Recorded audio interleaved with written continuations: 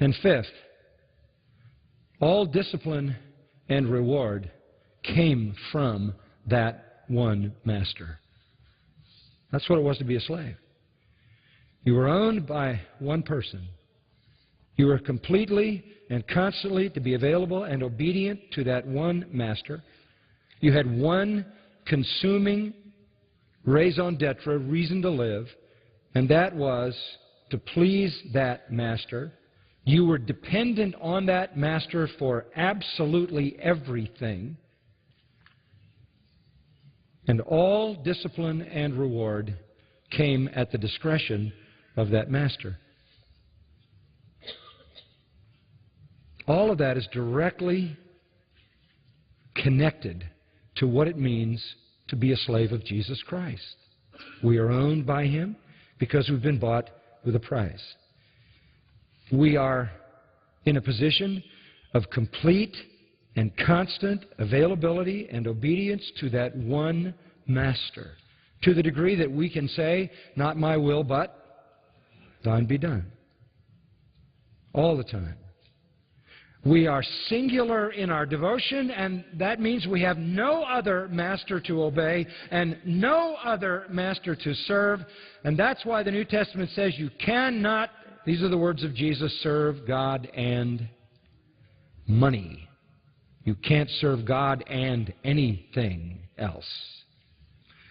I can't tell you how many years I have gone through discussions with people about the lordship of Christ. Let me tell you something real simple.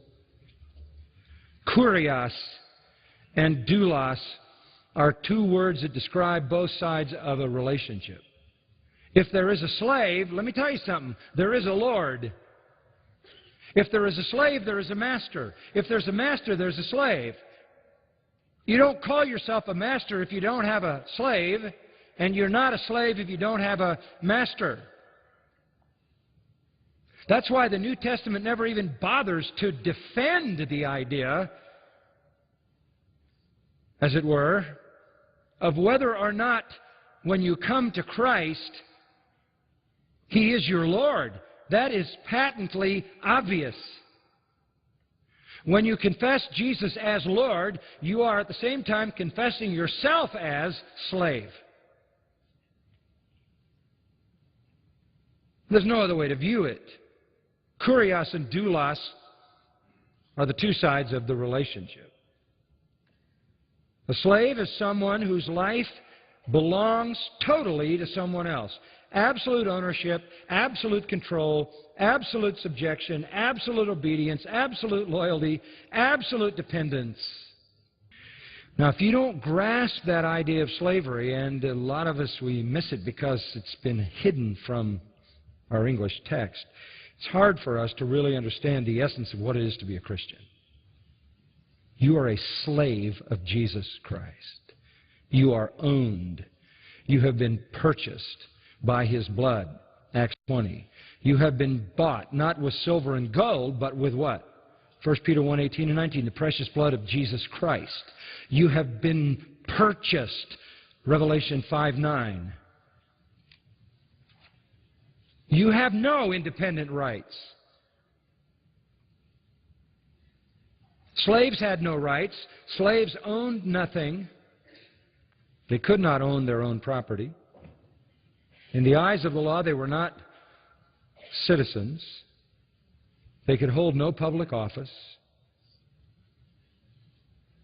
They were completely under the discretion and the provision and the protection and the care and the abuse, in an earthly sense, of their owner. There was a great upside to being a slave of a benevolent, gracious, generous, kind, compassionate master. I can't think of a better life. If any man will come after me, let him deny himself. That's slave talk. That's slave talk. Take up his cross and follow me. It's the end of you. The end of your life. You're finished. It's over. You're done. You are now the slave of Jesus Christ. And it's not burdensome. Jesus said, take my yoke, because my yoke is what? Easy. And my burden is light. And you'll find rest. You're going to be a slave to someone. Being a slave to Jesus Christ is beyond any kind of slavery that anybody ever knew, because this master, listen to this one, makes us sons and gives us all the rights of his own sons. He adopts us into his family, calls us joint heirs with Christ, takes us to heaven, where we rule and reign from his own throne, and pours out all the lavish riches in his possession forever and ever and ever for our own unmitigated joy and his own glory. Who wouldn't want to be a slave under that master? What a joy to be a slave of Christ.